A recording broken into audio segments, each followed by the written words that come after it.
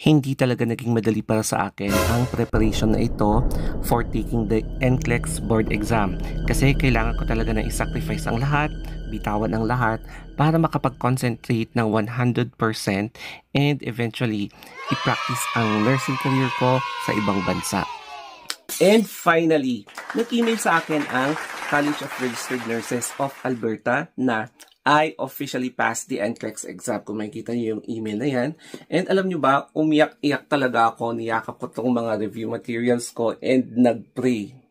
Pero clarification, kasi hindi available sa quick results yung amin, especially who took the board exam outside the United States. So makikita nyo sa NCSBN website naman yung notice nila, no? Pero ang importante dyan, nakapaskil na po yung pangalan ko sa database ng College of Registered Nurses of Alberta as a registered nurse, and sobrang saya ko. Dito na talaga nagsing-in na talaga nga pumasa ako sa NCLEX. Ito na nga yung aking NCLEX board exam journey. So nag-enroll ako sa Simplify NCLEX. So ito yung actual na live lecture. And ito na nga, ang saya-saya kasi pinaskill na nila yung pagmumukha ko na isa sa mga passers nila. So yes, ang galing talaga ng lecturer, yung CEO na si Sir Choki. It's because pinasimplify talaga ang lahat ng discussion. And ang nagustuhan ko dito is yung pag-discuss ng pathophysiology, which is the core for mastering the concepts. So ang ginawa ko is, ayan, pinaskill ko yung mga pathophysiology. Ganito yung ginawa ko sa kwarto ko. And ito yung core, yung DM, MI, liver cirrhosis, tapos si KD. And ganyan siya.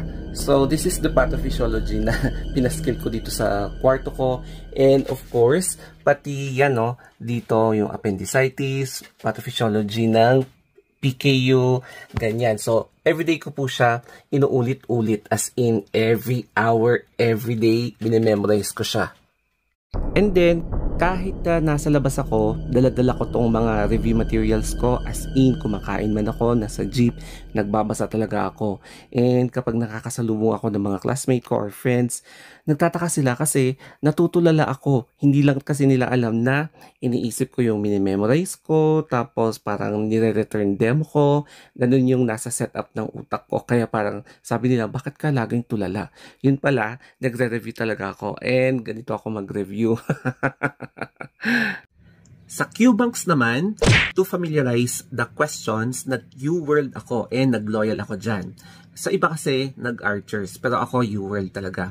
And nagsisimula pa lang ako, 4 months, 3 months, 2 months before the exam.